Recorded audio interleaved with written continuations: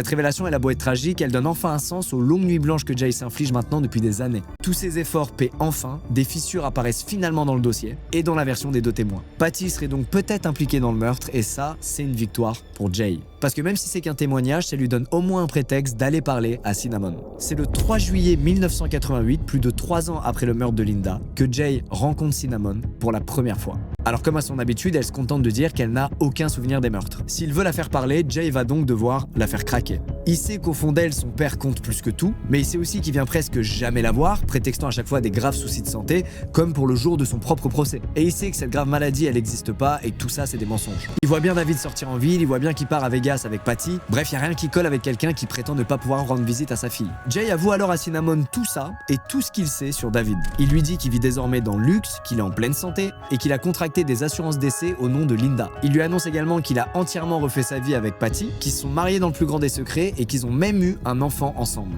Toutes ces révélations évidemment sont fracassantes pour Cinnamon qui savait quand même depuis quelque temps qu'il y a quelque chose qui tournait pas rond.